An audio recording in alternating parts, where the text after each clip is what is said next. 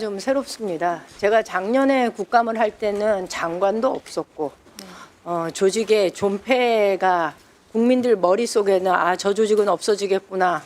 그리고 예산도 저게 되겠나. 뭐 이런 우려들을 가지고 있었는데 오늘은 이 여가부가 성평등 가족부로 확대 개편되고 그리고 내년 예산도 확대되고 그래서 이렇게 장관이 직접 출석한 국정감사를 하게 되니까 조금은 감회가 새로운 것 같습니다. 제가 주질이 들어가기 전에 한 가지 좀 당부 말씀을 드리고자 합니다. 여가부 산하기관의 기관장들은 임명권 누가 갖고 있나요? 장관이 갖고 계십니다. 예, 이게 각 기관들의 근거법 그리고 정관에 보면은 장관이 임명권을 가지고 있는 걸로 되어 있는데요. 산하기관이 6개가 있어요. 근데 기관장들 임명일자를 보니까 그중 3개 기관이 비상계엄으로 인해 대통령이 탄핵되고 직무정지되는 상태, 그러니까 정치적으로 공백 상황에 임명이 된 겁니다.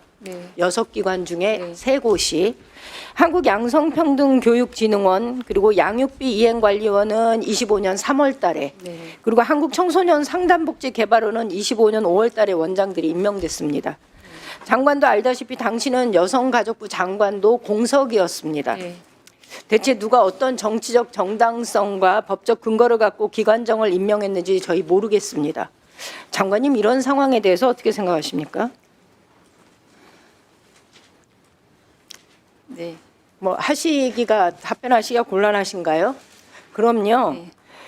이거 저는 매우 정치적인 인사였다라고밖에 말할 수 없는데 그러다 보니까 기관장들이 헌법재판소의 탄핵 심판이 진행되는 시기에 정치적인 발언을 하고 그리고 행동을 하고 직원들한테 압력을 가하고 그렇다는 제보가 저희 사무실로 계속 들어왔습니다. 아주 지속적으로. 한 개인으로서 정치적 의견을 갖는 건 지극히 당연한 일인데 그런데 공직에 있다면 이야기가 좀 달라지지 않겠습니까?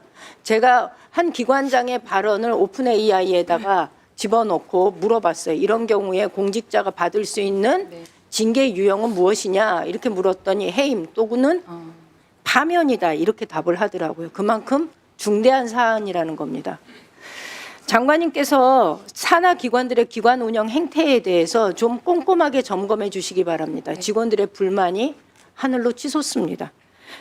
관리감독 하시고요. 부적절한 언행이 있다면 적절한 조치 취해 주시기 바랍니다. 그렇게 해 주시겠습니까? 네, 위원님 말씀대로 산하기관에 대해서 저희가 다시 한번 이번 국감 이후에 검토해 확인해 보겠습니다. 예, 부탁드립니다. 네. 제가 지금 질의 드리고 싶은 거는요. 성폭력 피해자 의료비 지원의 불법 체류자는 금지한다는 사업 지침이 25년도에 개정이 되었어요.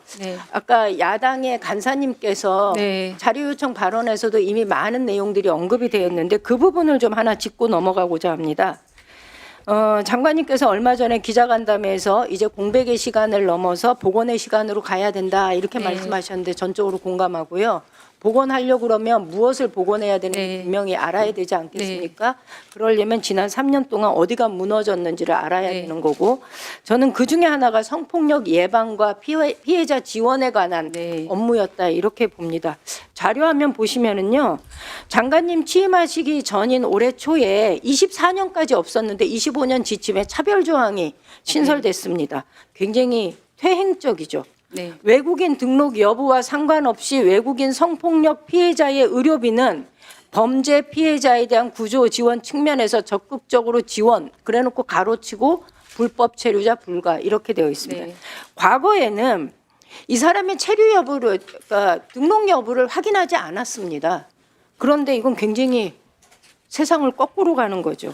체류 자격과 무관하게 성폭력 피해자들은 신체적, 정신적 의료비 지원을 받을 권리가 있음에도 불구하고 이게 개악이 된 거죠.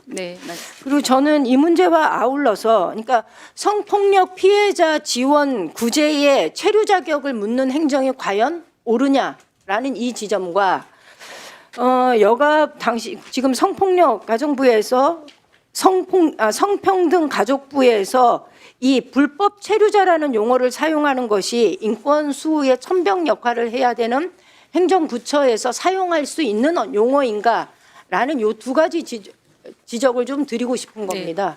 이거 잘못된 겁니다. 네, 맞습니다. 예. 위원님 지적 너무나 적합한 지적이셨고요. 저도 언론을 통해서 이 내용을 알게 된 이후에 바로 부처에 확인한 결과 그 법무부의 범죄 피해자 보호기금 사업에서 적법한 체류 자격을 가진 외국인 대상으로 지원하도록 규정이 되어 있어서 현장에서 피해자에 대해서 긴급 지원 이후에 지속 지원하는 것에 대한 부담을 안고 있다는 점 때문에 이게 올해 변경된 것으로 제가 확인했습니다. 그러나 세상이 등록과 미등록으로 나눌 수 있지만 불법인 사람은 없다는 것이 유엔 인종차별철폐위원회에서도 지적한 바가 있고 위원님 그거 수정해 말씀대로 주셔야 됩니다. 맞습니다. 네, 그래서 체류 자격 여부와 무관하게 모두 등록 지원받을 수 있도록 저희가 바로 조치를 취했습니다. 예. 위원님의 지적 너무 감사드립니다. 예, 그리고 왜 이런 일이 벌어졌는가를 살펴보니까 이게 예산 삭감과 밀접한 연관이 있는 것 같습니다.